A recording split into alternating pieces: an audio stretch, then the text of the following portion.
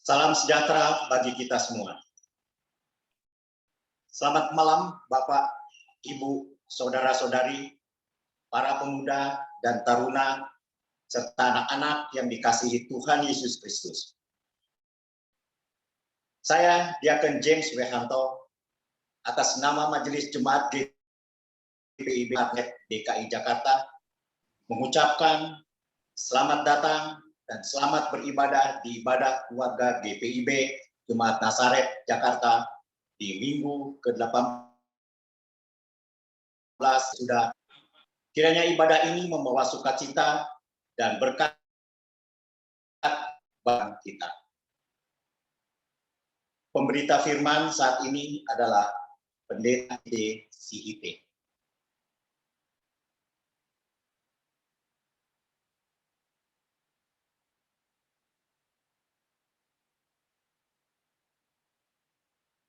Pahlawan adalah orang yang berjuang mengutamakan kepentingan banyak orang daripada kepentingan pribadi.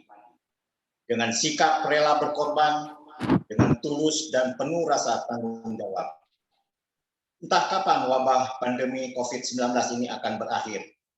Semua kepahlawanan sangat dibutuhkan untuk memerangi wabah pandemi ini.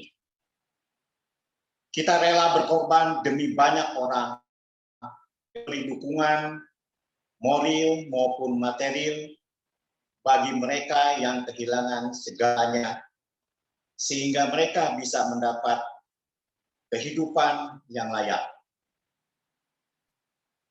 Marilah kita menyiapkan hati dan pikiran kita untuk beribadah pada Tuhan.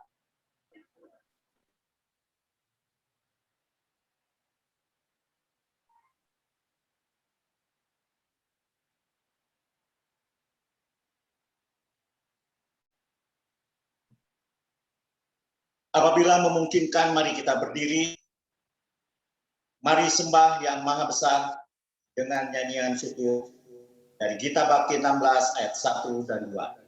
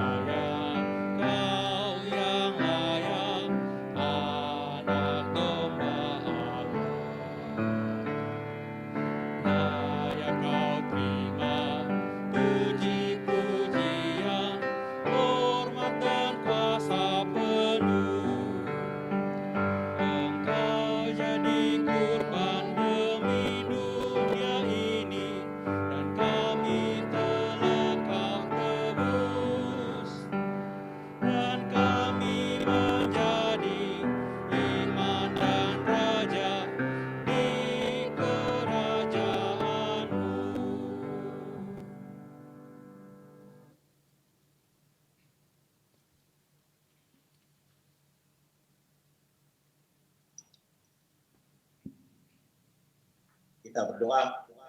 Bapa di surga, tak berkesudahan kasih setiamu dalam kehidupan kami. Saat ini kami akan memulai ibadah. Kiranya Roh Kudus-Mu menuntun dan memurnikan hati kami, agar kami layak beribadah kepadamu.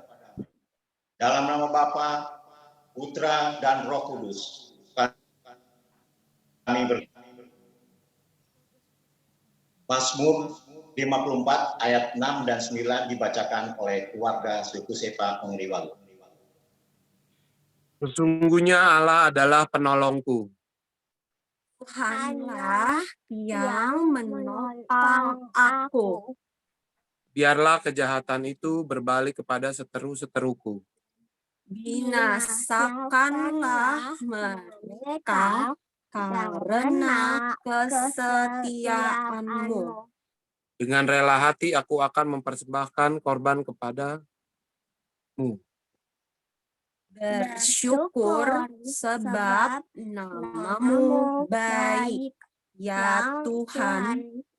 Sebab ia melepaskan aku dari segala kesesatan. Dan mataku memandangi musuhku. Jemaat dipersilakan duduk. Kita menyanyi dari Kidung Jemaat 54.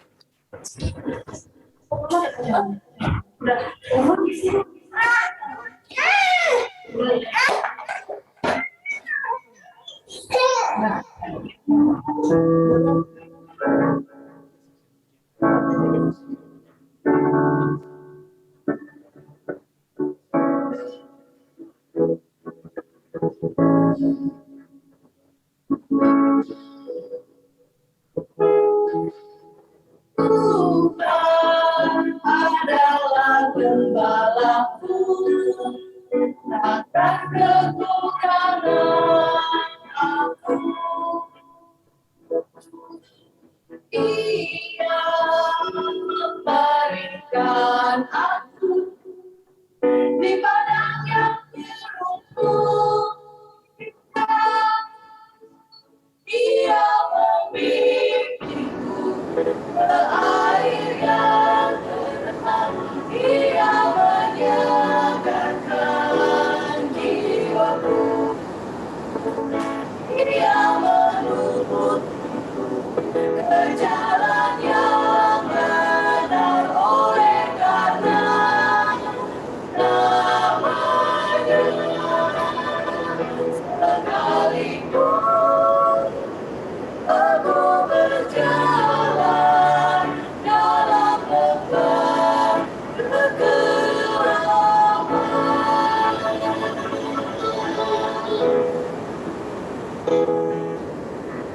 aku tidak takut bahaya, sebab Tuhan besertaku.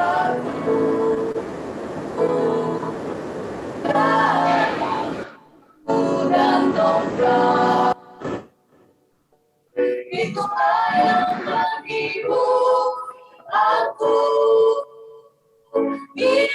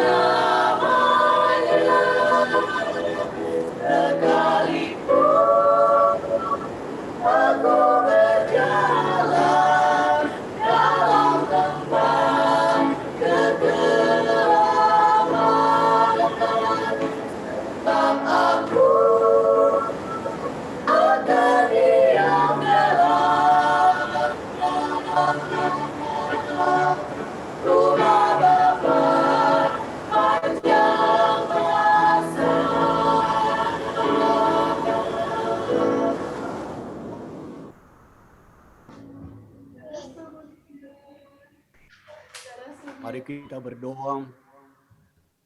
Mohon bimbingan Roh Kudus untuk pembacaan dan pemberitaan firman Tuhan. O Roh Kudus, bimbing kami untuk mengerti firman Allah.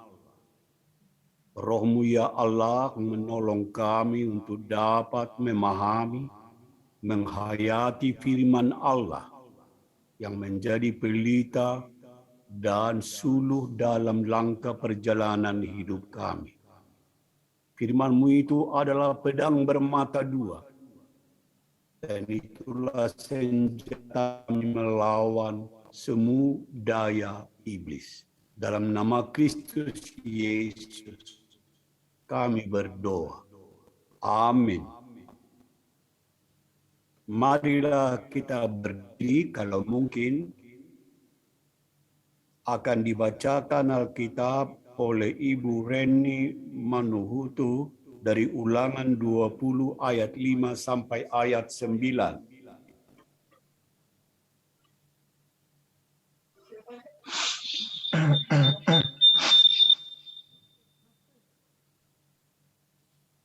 Dimulai. Pengatur pasukan haruslah berbicara kepada tentara. Demikian. Siapakah orang yang telah mendirikan rumah baru, tetapi belum menempatinya? Ia boleh pergi dan pulang ke rumahnya, supaya jangan ia mati dalam pertempuran dan orang lain yang menempatinya.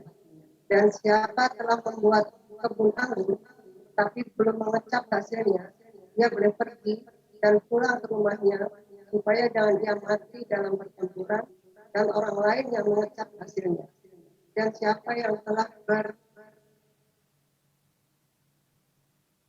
bertunangan dengan seorang perempuan, tetapi belum mengawininya, ia boleh pergi dan pulang ke rumahnya, supaya jangan ia mati dalam pertempuran dan orang lain yang mengawininya.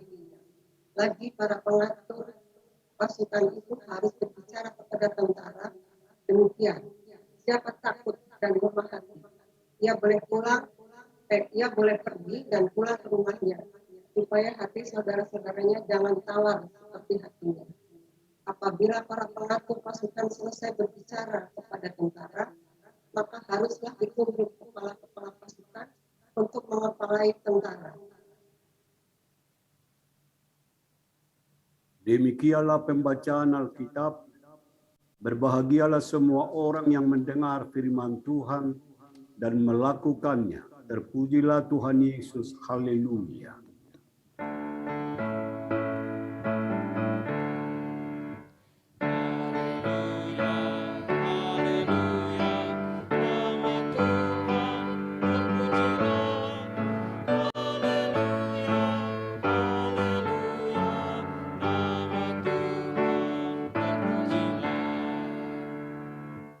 Umat dipersilahkan duduk.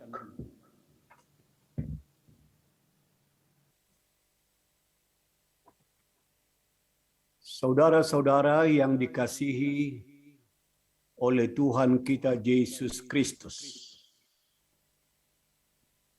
Pembacaan kita pada malam hari ini lebih mudah kita pahami karena dibantu dengan judul yang dibuat oleh Lembaga Alkitab Indonesia. Di sini berbicara tentang hukum perang. Bagian pertama tadi, bahwa pengatur pasukan harus berbicara kepada tentara. Siapakah orang yang tidak mendirikan rumah baru tetapi ia belum menempatinya?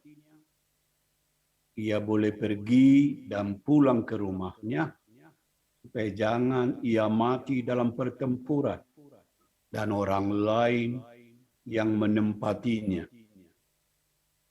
Inilah tawaran dari seorang pengatur pasukan perang. Kalau di antara anggota atau namun belum pernah ditempatinya, harus ada pilihan bagi dia agar tidak ditempati oleh orang lain, rumah yang dibangun dan menjadi miliknya, lebih baik dia pulang. Bagian yang kedua tadi, siapa yang telah membuat kebun anggur, tapi ia belum mengecap hasilnya, lebih baik dia pulang ke rumahnya, supaya jangan dia mati dalam peperangan. Orang lain yang mengambil alih, yaitu kebun anggur tersebut. Berikutnya, siapa yang bertunangan, kalau dia nanti berperang lalu mati dalam medan tempur atau medan perang, maka tunangannya diambil oleh orang lain. Lebih baik kembali ke rumah, ia dapat menikah. Lalu tadi berikutnya, para pengatur pasukan itu berbicara kepada tentara. Siapa takut dan lemah hati, ia boleh pergi dan pulang ke rumahnya, supaya hati saudara-saudaranya jangan tawar hati. Demikian juga dikatakan lagi, para pengatur pasukan selesai berbicara kepada tentara, maka harus ditunjuk kepala-kepala pasukan untuk mengepalai tentara tersebut dan selanjutnya. Saudara-saudaraku yang seiman, kalau berbicara tentang hukum perang dalam pendahuluan ini, perlu kita mendengar sedikit penjelasan-penjelasan yang ada hubungan dengan perang. Seorang Linderman tahun 2010 yaitu mengungkapkan bahwa kalau dalam perang militer yang berperan di sana adalah tentara itu sendiri, dan mereka itulah yang sangat menentukan. Apa sebenarnya disebutkan menentukan? Artinya kalau berperang itu katanya, tentukan dulu tujuannya. Untuk apa kita berperang? Demikian juga arahnya. Tetapkan dulu arahnya. Berikutnya strategi apa yang harus mereka susun untuk memenangkan perang itu guna mencapai tujuannya. Dan juga operasi taktik yang mana yang harus mereka lakukan dengan memperhatikan medan perang tersebut.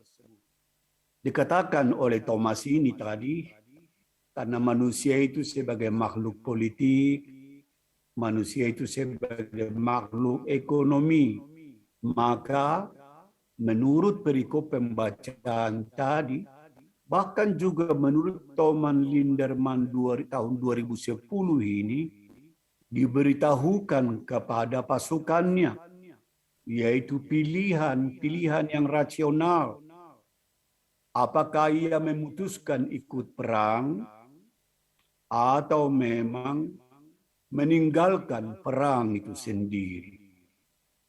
Jadi ada kebebasan mau berperang atau meninggalkan medan perang tersebut. Di dalam perikop pembacaan juga demikian tadi. Kalau memang mau berperang, daripada mati di dalam perang, padahal ada kaitan-kaitan langsung dengan kepemilikan, termasuk rumah yang baru dibangun, juga yaitu tunangan dan kebun anggur dan sebagainya. Diberi pilihan kepada anggota atau kepada pasukan itu. Maksudnya di situ kamu hendaknya memilih mana yang kamu utamakan. Kita berperang melawan musuh Atau memang kita hidup untuk diri kita sendiri. Kalau di dalam pendahuluan tata ibadah tadi, bahwa sesungguhnya diarahkan kepada kita bahwa kalau berperang itu atau menjadi seorang pahlawan itu, dia tidak berjuang atau berperang untuk dirinya, tetapi dia berjuang, berperang untuk banyak orang. Demikian disebutkan tadi dalam pendahuluan, dalam tata ibadah kita tadi. Apa hubungannya dengan pembacaan tadi? Kalau kamu mau berperang, pertimbangkan baik-baik. Mana kamu pilih untuk kepentingan banyak orang dengan berperang mengalahkan musuh, atau rumahmu sendiri? Mana kamu pilih? Yaitu berperang untuk kepentingan banyak orang, atau kamu pilih untuk hidup bersama dengan tunanganmu atau kepentingan dirimu? Mana kamu pilih? Hidup untuk kepentingan banyak orang, atau memang hidup untuk kepentingan diri sendiri dengan mengutamakan kebun anggur itu sendiri yang hanya peruntukannya untuk diri sendiri? Mana yang kamu pilih? Yang mau dikatakan di sana bahwa tidak ada pemaksaan, harus dengan kesadaran. Di sekitar perang itu sendiri, baik di dalam perjanjian lama yang kita dengarkan tadi, dan lebih jelasnya lagi misalnya dimulai dari perang Yunani kuno, yaitu juga perang salib juga misalnya. Di sana berbicara tentang perang. Karena itu dikatakan peperangan itu sudah 5 kali mengalami lompatan. 5 kali mengalami lompatan perang. Misalnya saja peperangan generasi pertama diikuti oleh orang banyak. Alatnya sangat sederhana. Perang menggunakan parang, menggunakan yaitu tombak. Itu dulu generasi pertama. Ada di antara mereka yang maju apapun yang terjadi. Tapi ada juga di antara mereka yang mundur dengan alasan-alasan tertentu. Bandingkan pembacaan kita tadi. Apakah alasan karena harta bendanya, atau karena keluarganya, atau karena kepentingan-kepentingan lain? Dia takut dan tidak mau berperang untuk kepentingan banyak orang. Itu generasi pertama. Generasi yang kedua atau peperangan generasi yang kedua sudah berkembang digunakan teknologi seperti perang dengan menggunakan meriam, menggunakan senapan, menggunakan pistol. Ada yang maju untuk mempertahankan kepentingan banyak orang atau bangsanya, negaranya. Tapi juga ada yang mundur. Di antara yang maju itu banyak juga yang gugur.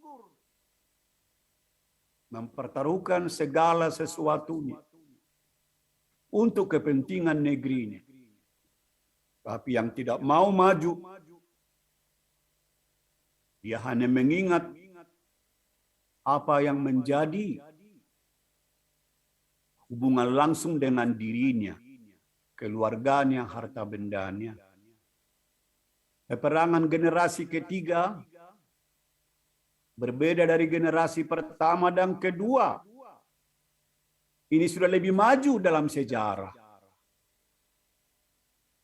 yaitu strategi tempur.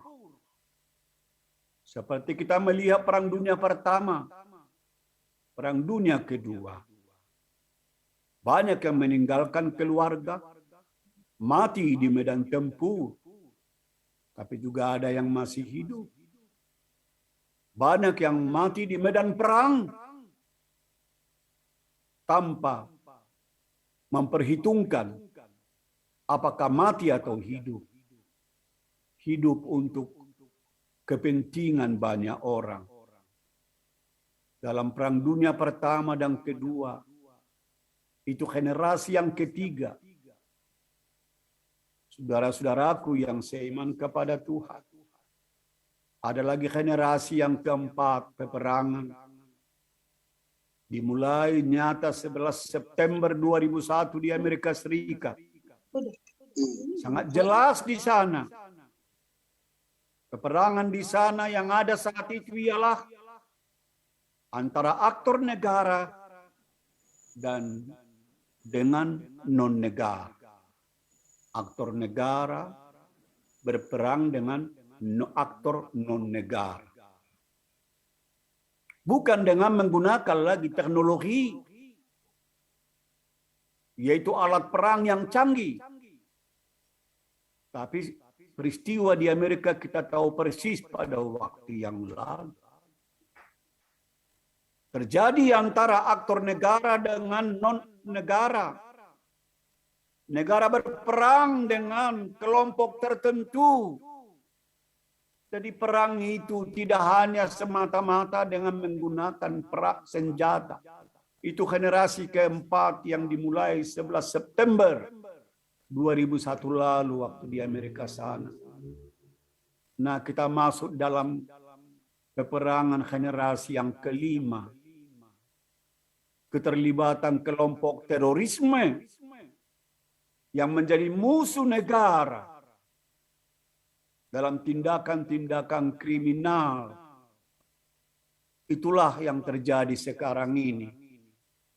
Kelompok terorisme masuk dalam negara dan kemudian menjadi musuh daripada negara itu sendiri. Saya tidak mau berbicara tentang hal ini lebih jauh.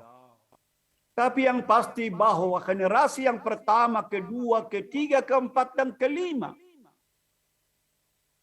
dibandingkan dengan pembacaan Alkitab, ada yang mau berperang rela mati untuk kepentingan banyak orang. Tapi ada juga yang tidak mau rela mati karena mengingat keluarga dan diri sendiri. Yang pasti bahwa kalau untuk berperang atau untuk memenangkan peperangan perlu ada pengorbanan. Bagaimana konteks kita sekarang ini misalnya? Seperti di Indonesia, peperangan apa yang ada? Di generasi pertama tidak, sudah lewat. Perang generasi kedua sudah lewat. Generasi ketiga juga beda. Sekarang kita masuk generasi yang kelima. Keterlibatan kelompok terorisme menjadi masuk atau menjadi musuh negara dalam tindakan kriminal, menjadi musuh negara. Apakah itu yang kita hadapi sekarang ini sebagai bangsa, sebagai warga negara? Kelompok terorisme yang menjadi musuh negara ini dengan tindakan-tindakan kriminal.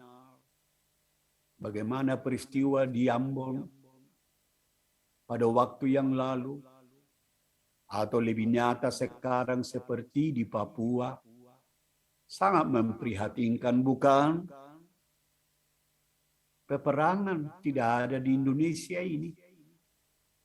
Tetapi yang ada kelompok terorisme yang masuk dalam negara dan sekaligus melakukan tindakan kriminal. Apa yang melatar belakanginya? Apa yang membuatnya terjadi seperti itu? di Papua itu. Bagaimana cara mengatasinya? Dikatakan di dalam pembacaan tadi, yaitu hukum perang. Di mana dikatakan punya rumah, tapi tidak bisa menempati rumahnya. Punya tunangan, tapi tidak bisa menikahinya. Punya harta kekayaan, kebun anggur, tapi tidak bisa menikmatinya. Pilih di antara dua. Apakah karena mempunyai harta karun, kekayaan sumber daya alam yang begitu kaya, tambang-tambang emas, tambang nikel, dan tambang-tambang yang lain-lain. Mereka tinggal di sana puluhan tahun, ratusan tahun. Di bawah telapak kaki mereka ada kekayaan yang tidak habis-habisnya. Tambang emas yang terbesar di seluruh dunia. Tambang nikel yang terbesar di seluruh dunia. Tapi apakah mereka yang tinggal di sana menikmatinya? Merasakannya? Apakah mereka yang tinggal di sana juga turut menikmati anugerah Tuhan dengan kekayaan sumber daya alamnya? Nah, tadi Kalau tidak, disitulah ada muncul gerakan-gerakan, gerakan separatis, bahkan cenderung masuk atau melakukan tindakan-tindakan kriminal. Saya tidak mau ulas lebih jauh, tapi saya berbicara dengan seorang sahabat kita, mantan Pangdam Bukit Barisan, dan juga lama tinggal di Papua. Dan kini sekarang bersama-sama dengan saya di Dewan Penasehat Majelis Umat Kristen Indonesia. Dia sangat dekat dengan saudara kita di Papua. Dia sudah berikan masukan-masukan untuk dapat mengatasi masalah-masalah yang ada di Papua. 9 tahun saya menjadi anggota Majelis Pekerja Lengkap PGI, MPR, mewakili Majelis Sinode selama 2 periode. Dalam setiap sidang Majelis Pekerja Lengkap PGI yang dihadiri oleh sinode gereja-gereja termasuk sinode GKI Papua, selalu mereka ceritakan penderitaan mereka. Hidup dalam kesengsaraan. Batin mereka tertekan. Kekayaan sumber daya mereka tak pernah mereka nikmati.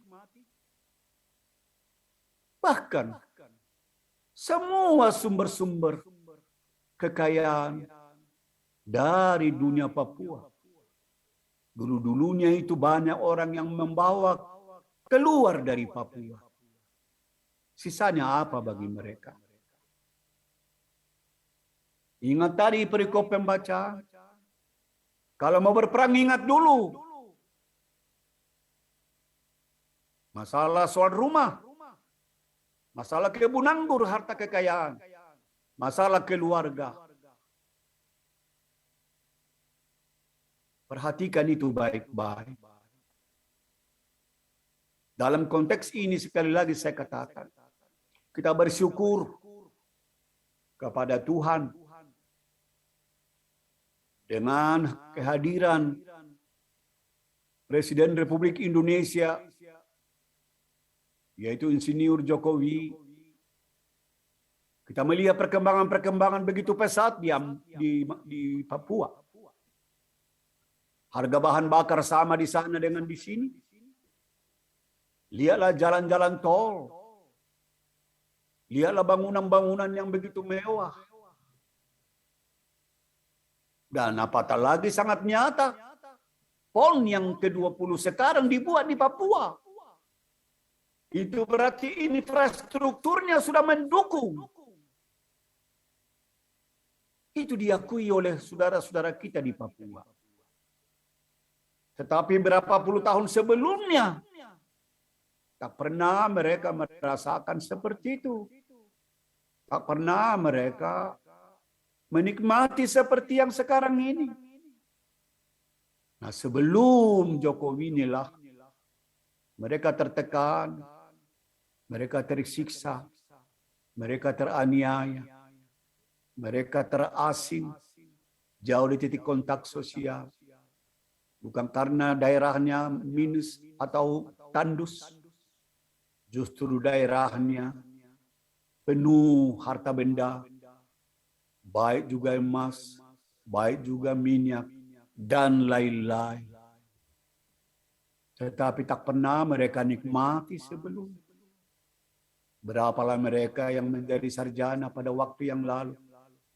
Berapalah mereka menjadi perwira menengah pada waktu yang lalu. Tapi puji syukur kepada Tuhan. Dengan kehadiran Bapak Presiden kita. Banyak di antara mereka yang sudah menjadi sarjana, menjadi master, menjadi doktor dan profesor. Banyak di antara mereka yang sudah menjadi brigjen, bahkan mayor jenderal atau irjen kalau di kepolisian. Banyak di antara mereka yang sudah keluar sekolah di luar negeri. Tapi itu terjadi baru akhir-akhir ini. Baru akhir-akhir ini terjadi. Yang membuat mereka bergerak sekarang ini sebahagian menjadi kelompok melakukan tindakan kriminal adalah yang merasa terluka, yang merasa tertinggal, tertindas, teraliniasi puluhan tahun sebelumnya, jauh beberapa puluh tahun sebelumnya. Sehingga mereka itu bukan karena tidak berterima kasih kepada pemerintah yang sekarang. Mereka lihat dan mereka rasakan. Tapi masih tetap yaitu membara hati, darah, jiwa mereka. Mengingat masa-masa lalu. Saudara-saudaraku yang saya ingat. Ini hanya merupakan satu refleksi. Dalam kaitan dengan perikop. Bahwa kalau mau berperang harus ada pengorbanan. Harus rela mengorbankan rumah. Mengorbankan harta benda. Mengorbankan yaitu keluarga. Mengorbankan segala sesuatunya. Untuk apa? Untuk kepentingan bangsa dan negara ini. Sehingga perikop ini menimpulkan dan mengarahkan kita agar kita hidup bukan untuk diri kita saja. Tapi hidup untuk banyak orang. Hidup orang Kristen bukan untuk orang Kristen. Tapi juga hidup orang Kristen juga hidup untuk orang lain.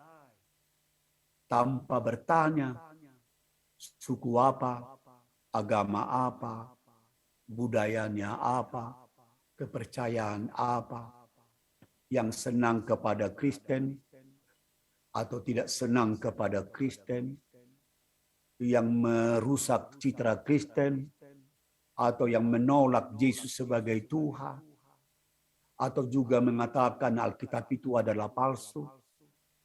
Orang Kristen tidak boleh memusuhi mereka, tidak boleh berperang dengan mereka, tetapi ingatlah, di dalam Efesus 6, kita berperang bukan dengan manusia.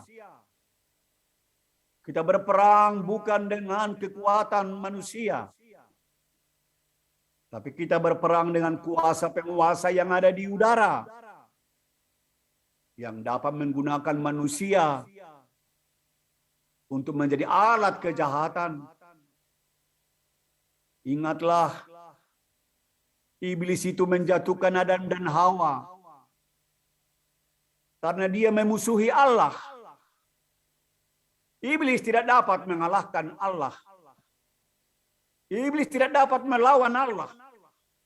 Iblis tidak dapat berperang dengan Allah. Pasti kalah dan memang sudah dikalahkan. Karena itu, dia memusuhi ciptaan Allah. Dia berperang melawan ciptaan Allah. Siapakah yang diperangi oleh iblis? Itu Hawa dan Adam. Itulah yang dimusuhi oleh si iblis. Iblis angkat perang kepada manusia melalui si ular dengan mengatakan, engkau tidak betul mati kalau engkau makan dari pohon ini. Hanya kalau engkau makan, engkau sama dengan Allah, mengetahui baik dan jahat. Perkataan-perkataan inilah perkataan yang menggoda, perkataan yang menjanjikan kenikmatan. Justru Hawa dan Adam tertarik, tergoda oleh rayuan daripada si ular yang adalah alat iblis. Dia makan buah itu, menjadi sama dengan Allah. Sama dalam hal apa? Sama bukan menjadi Allah, tapi hanya mengetahui baik dan jahat. Yang tahu kebaikan dan jahat pada saat itu hanyalah Allah. Adam dan Hawa belum tahu mana yang jahat. Manakala dia makan, dia tahu yang jahat, dia tahu yang baik. Begitulah cara si iblis memerangi Adam dan Hawa. Sebagai bukti pemberontakannya atau sebagai cara pemberontakannya kepada Allah. Saudara-saudaraku, puji syukur kepada Tuhan. Adam yang pertama telah dikalahkan oleh si iblis. Adam yang kedua, yaitu Allah yang menjadi manusia, yang mengambil rupa seorang hamba. Bukan rupa seorang Adam, tapi rupa seorang hamba. Menjadi sama seperti manusia. Tinggal di antara manusia. Sampai mati di kayu salib. Berperang dengan kuasa penguasa di udara. Dia tidak mau mundur. Sekalipun disalib. Sekalipun bermahkotakan duri. Dia tidak akan ingkar. Dialapun dia berdoa, lepaskanlah saya dari kepahitan maut ini. Atau daripada isi cawan ini. Tapi walaupun demikian, kehendakmu jadilah. Tidak mau dikalahkan oleh si iblis. Karena menghargai dirinya. Atau mempertahankan dirinya. Atau mempertahankan hidupnya. Dia rela mengorbankan hidupnya, berpisah dari muridnya, berpisah dari anggota keluarganya itu Maria ibunya, dan dia rela berjuang dan berperang sampai disalibkan, sampai mati di kayu salib untuk keselamatan banyak orang. Jadi Yesus mengorbankan dirinya tanpa memperhitungkan harkat martabatnya.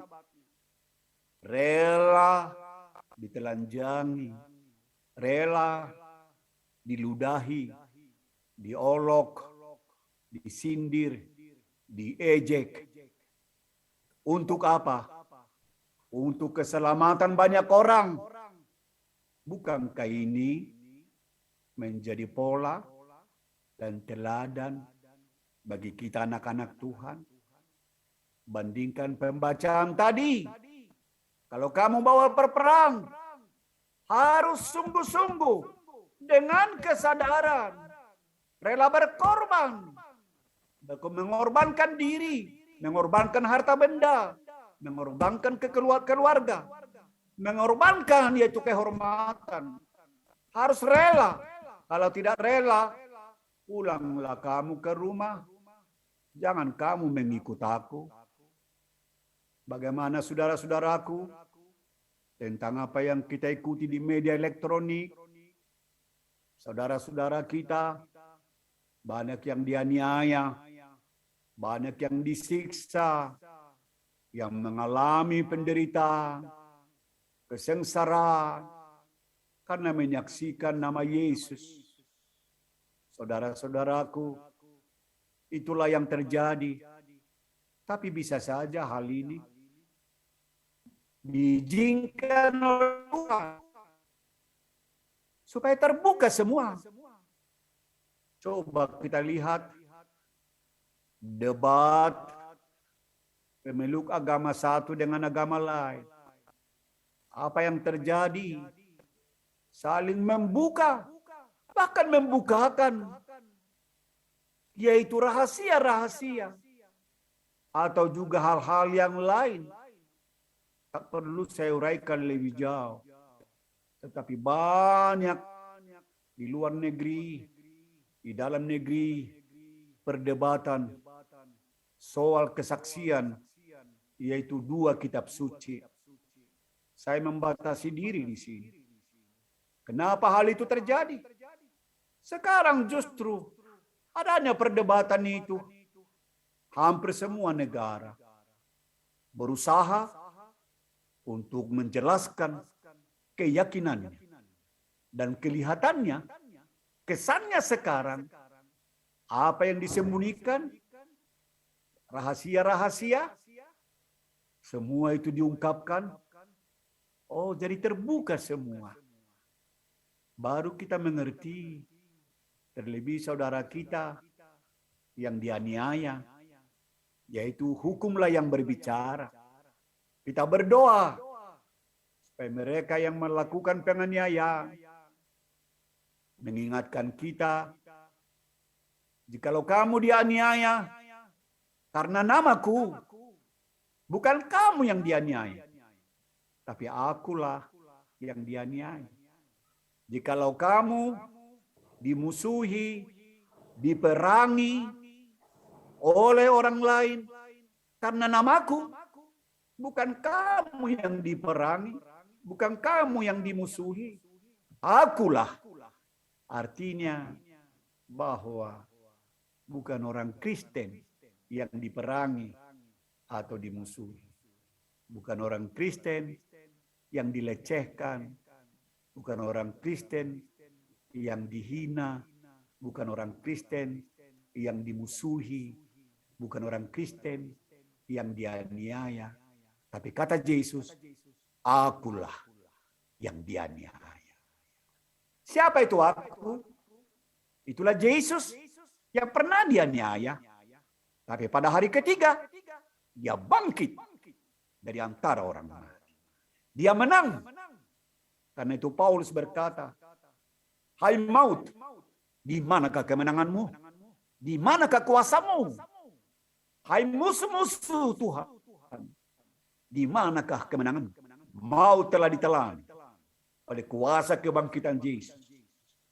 Tidak sia-sia penderitaan Yesus melawan si iblis yang memakai ahli Taurat, golongan-golongan orang Farisi, dan juga penganut paham yang lain. Dia menang, kemenangannya adalah untuk kita.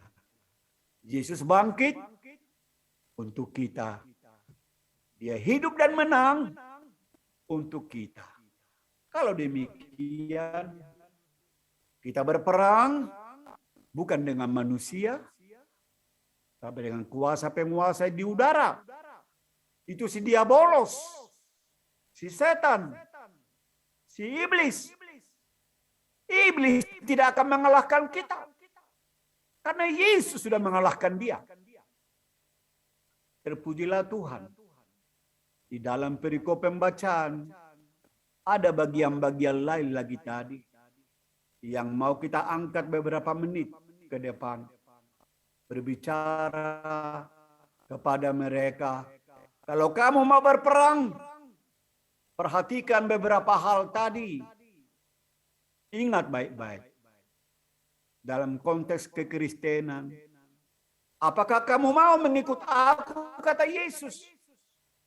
Kalau mau mengikut aku, hendaknya kamu menyangkal diri, dan memikul salib setiap hari. Dan salib itu telah kupikul. Aku yang duluan memikulnya, tapi salib yang kupikul itu memberi kemenangan, memberi keselamatan. Jikalau aku memanggil kamu ikut berperang melawan iblis, pikullah salib itu, sangkallah dirimu. Artinya jangan kamu hanya mengingat dirimu, tapi mengingat Tuhan, mengingat sesama, mengasihi Tuhan, mengasihi sesama, suku apa dia, agama apa dia, sekalipun membencimu, sekalipun menganiayaimu, tetap kau kasihi dia. Memikul salib setiap hari. Demikian juga dalam Matius 8 ayat 22. Ikutlah aku. Biarlah orang mati mengubur orang mati. Artinya kamu hidup bukan untuk orang mati, tapi kamu hidup untuk orang hidup. Untuk menghidupkan orang lain. Jangan, biarlah orang mati. Jangan kamu berkata, pada saat aku memanggil kamu, ikutlah aku. Lalu kamu mengatakan, izinkanlah aku menguburkan saudaraku yang mati. Apa kata Yesus tadi? Biarlah orang mati mengubur orang mati. Jangan buat alasan karena soal rumah. Jangan buat alasan karena kebun anggur. Jangan buat alasan karena tunangan. Aku suruh kamu berperang, dan aku yang menggantikan kamu berperang. Coba buka.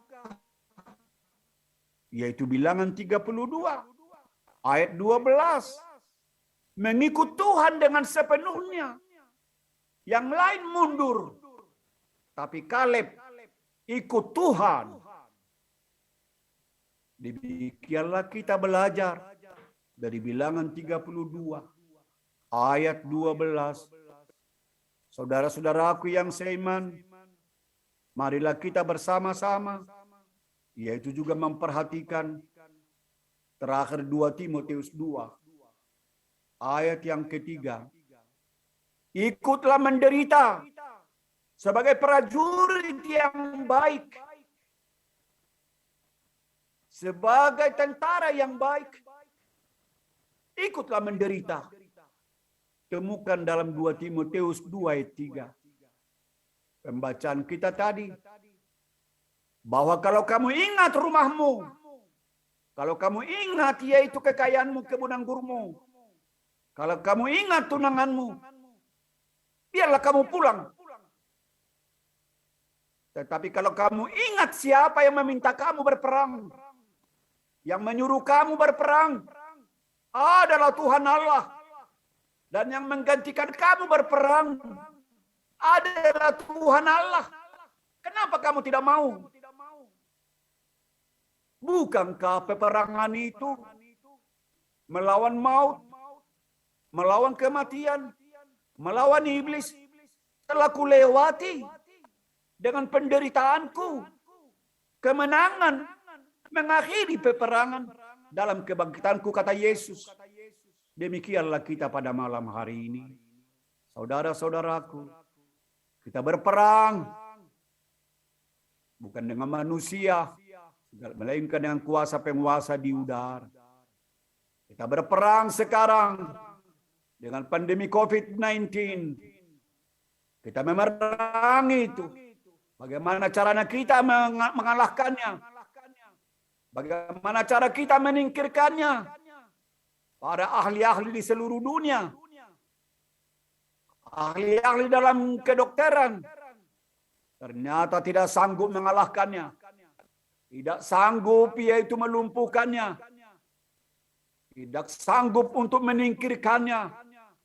Bahkan akhir-akhir ini dikatakan bahwa kita harus siap berdampingan dengan COVID-19. Karena tidak tahu kapan dia berakhir. Tidak tahu kapan dia kalah. biarlah berdampingan. Tapi kita membentengi diri kita dengan protokol kesehatan.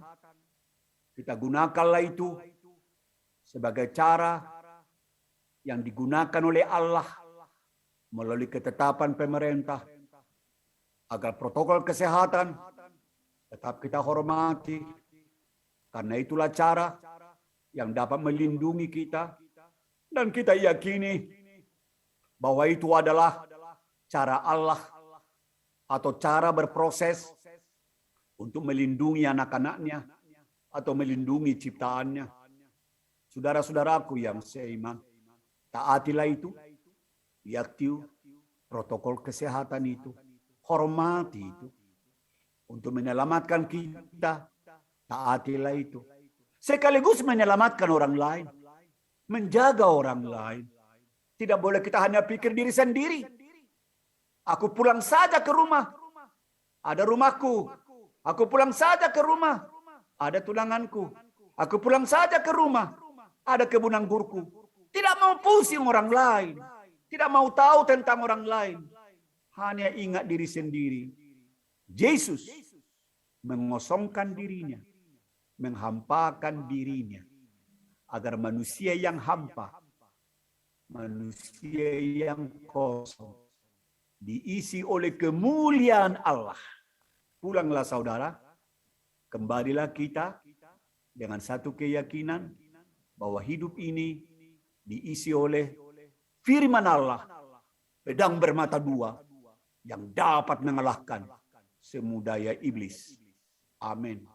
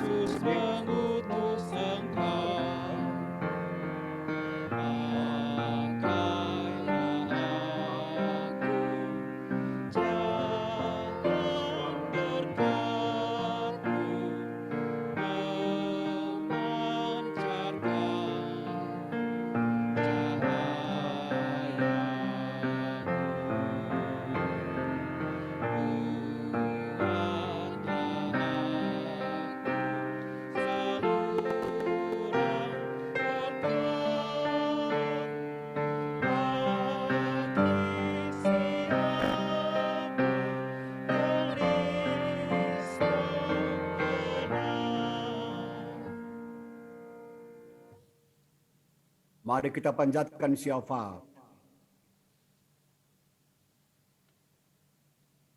Syukur kepada Tuhan. Ajarkan kepada kami sikap hidup untuk orang lain, bukan untuk diri sendiri. Firman-Mu mengajarkan kepada kami agar kami tidak hanya memperhatikan diri kami, tapi juga kehidupan lingkungan di mana kami berada, kehidupan sesama kami juga. Itulah sebabnya kami terpanggil panjatkan syafaat pada malam ini untuk majelis sinode dan persidangan sinode bulan Oktober ini. Juga untuk Mupel Jakarta Timur, Mupel warga jemaat dan majelis jemaat, unit misioner Nazaret dan pegawai kantor jemaat Nazaret. Pendeta Yakob sebagai ketua majelis jemaat, sebagai pendeta jemaat bersama seisi rumah tangga keluarga. Demikian juga pelayanan-pelayanan jemaat Nazaret, yaitu perjamuan kudus tanggal 3 Oktober. Demikian juga perbaikan gedung gereja tahapan yang pertama, agar dapat dikerjakan, termasuk juga proses penyelesaian aset yaitu di Tanah Waru. Tetap kami doakan anak-anakmu di jemaatmu di sini, baik keluarga yang sakit maupun dalam proses pemulihan atau sudah lanjut usia. Ibu Aritonang, Bapak Rensi Supusepa, Bapak Pratasik, Ibu Els de Fretes, Ibu Ren de Fretes, Ibu Teli Wenas, Ibu Judith Tambunan, Ibu Kando Waro, Bapak Sunardi Arvin, Ibu Maria Katiem, Bapak Johannes Auri, Ibu Willy Auri Giri, Ibu Angel Loro, dan juga Ibu Adolfin Kalangi Pande, Bapak Arega, Ibu Titen Nugroho, Bapak Denny Adam, Mirelle Priscilla Yusuf, Bapak Pendeta Manalu, Ibu Jane Warotika, Ibu Poyo Olei, Ibu Yesi Silvana Yakob Tutira, Bapak J. Butar-Butar, Bapak Benito Rustamaji, Bapak Karel Van Praag, Penatua David Saera, Bapak Raden Son Purba. Banyak anak-anakmu lagi yang mungkin yang tidak diketahui tapi ada pergumulan-pergumulan karena sakit, yang lemah, yang bimbang, yang ragu, yang tidak ada pekerjaan, yang sudah lanjut usia, janda-janda, anak yatim, anak piatu, dan juga para balu, anak-anakmu yang tidak mendapat perhatian, yang merasa tidak dikasihani, tidak ada kasih sayang, rumah tangga keluarga yang mengalami ketegangan-ketegangan, pergumulan-pergumulan yang berat, apalagi dalam pandemi COVID-19 ini, banyak yang putus hubungan kerja, atau juga mungkin walaupun bekerja, tapi tidak lagi produktif, oleh karena dibatasi waktu-waktu atau jam kerja tertentu. Semuanya anak-anakmu di jemaat Nazaret, kami serahkan dalam tangan Tuhan. Mereka adalah domba-dombamu Bapa. Engkau memusuhi iblis, engkau memerangi iblis melalui penderitaanmu, melalui kematianmu, melalui kebangkitanmu. Dan ada kepastian bahwa sesungguhnya Yesus telah menang. Itu berarti anak-anakmu di jemaat Nazaret, mereka semua menang. Menang atas segala cobaan, menang atas ujian, menang atas segala pergumulan-pergumulan. Maka semua anak-anakmu di Nazaret dijaga Tuhan, dipelihara Tuhan, digendong oleh Tuhan, dijamah oleh Tuhan, disapa oleh Tuhan, digenggam oleh Tuhan Yesus.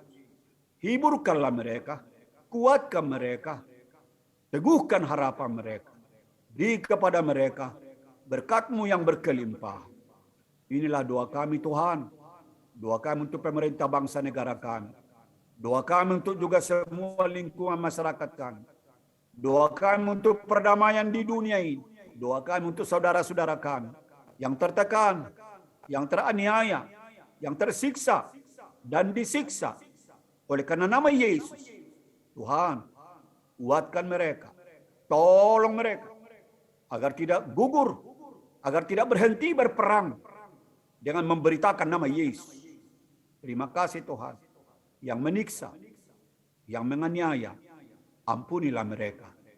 Kami yakin Saulus pembantai, pembunuh orang Kristen.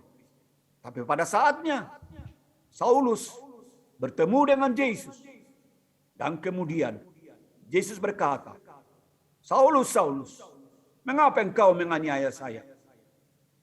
Tuhan, tolonglah semua yang menganiaya, orang-orang yang percaya kepadamu. Kami yakin mereka dijumpai oleh Yesus, dipanggil oleh Yesus, dipenuhi oleh Roh Kudus, dan mereka bertobat dan percaya kepada Yesus dengan cara Tuhan tersendiri. Ya Tuhan, dalam pengasihan-Mu kami mohon, dengarkanlah doa kami, pelihara kami dalam Kristus Yesus yang mengajar kami berdoa. Bapa kami yang di surga, dikuduskanlah nama-Mu, datanglah kerajaan, jadilah kehendak-Mu di bumi seperti di surga. Berilah kami pada hari ini makanan kami yang secukupnya, dan ampunilah kami akan kesalahan kami, seperti kami juga mengampuni orang yang bersalah kepada kami. Dan jangan membawa kami ke dalam pencobaan, tapi lepaskanlah kami daripada yang jahat.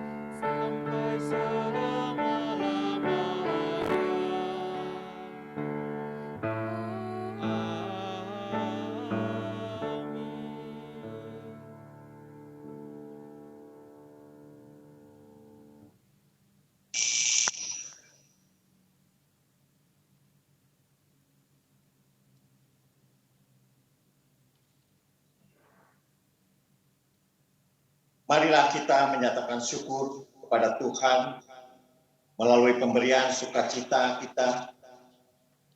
Dengarlah firman Tuhan dalam Mazmur 54 ayat 8 yang menyatakan, dengan rela hati aku akan mempersembahkan korban kepadamu, bersyukur sebab nama-Mu baik, ya Tuhan. Kita menyanyi dari Gita Bakti 83 ayat 1, 2, dan 3.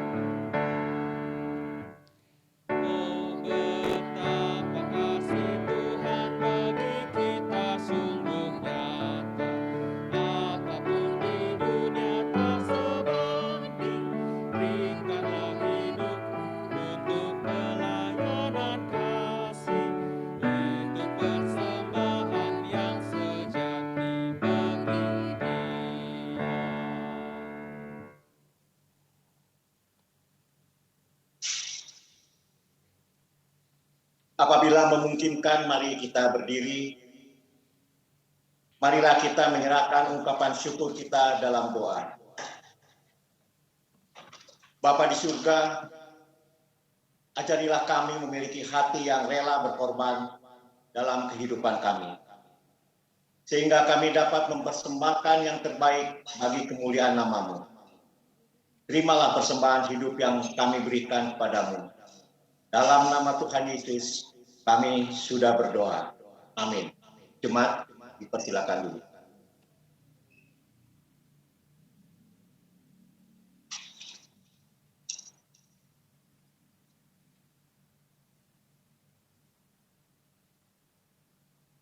Warta Jemaat Ibadah Keluarga 29 September 2021.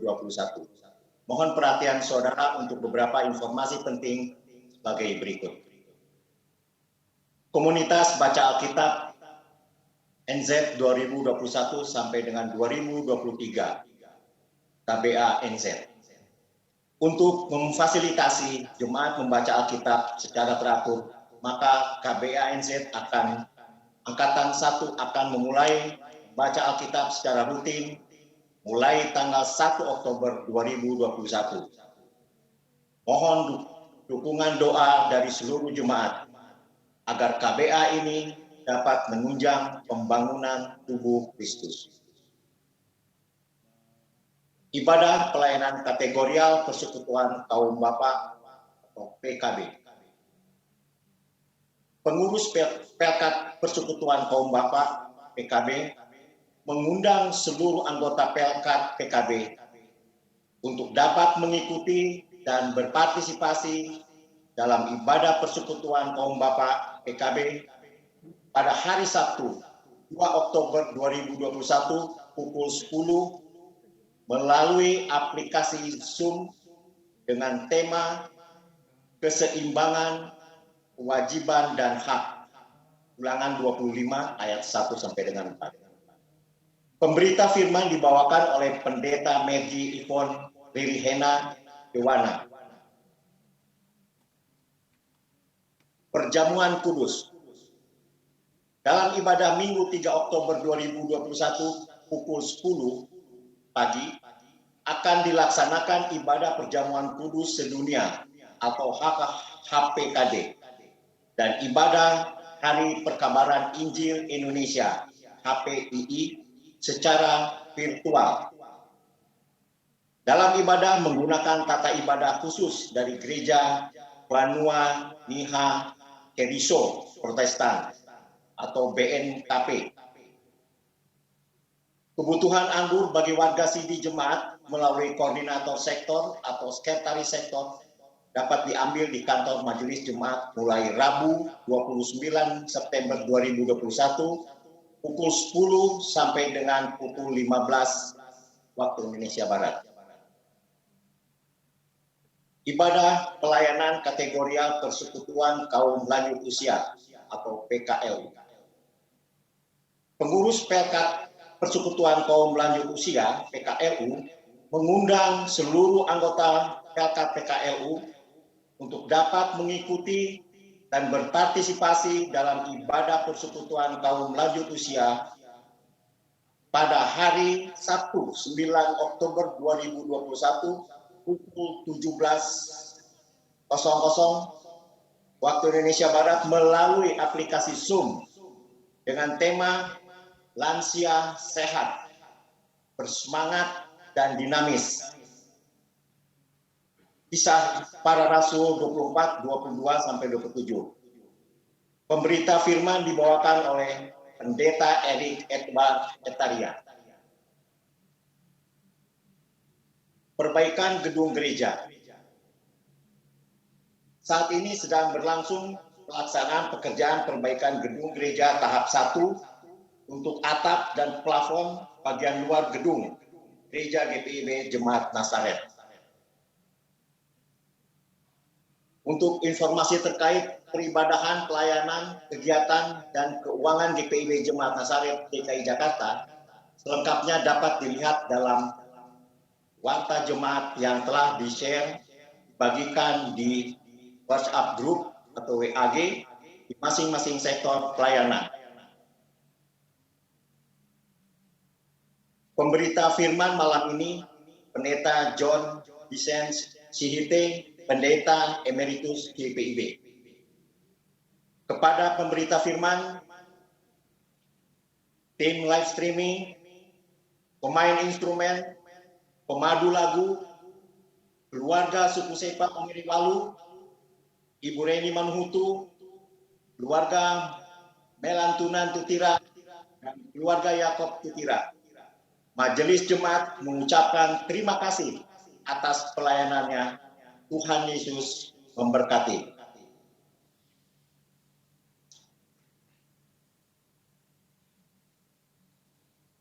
Saudara-saudara sekalian, kalau memungkinkan, mari kita berdiri.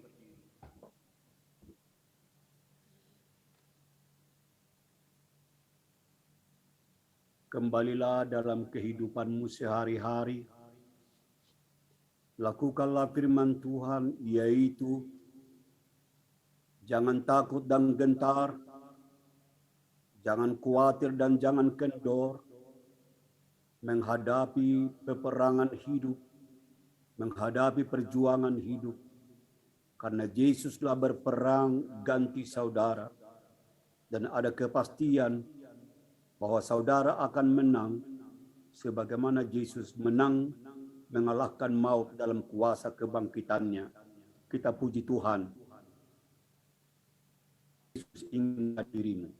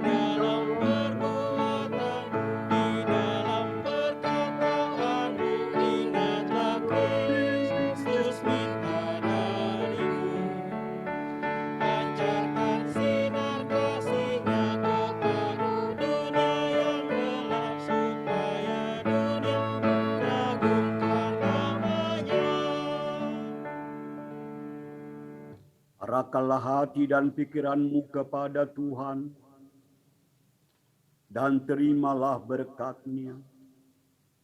Kasih karunia Tuhan Yesus Kristus, dan kasih Allah, dan persekutuan Roh Kudus, menyertai kamu sekalian.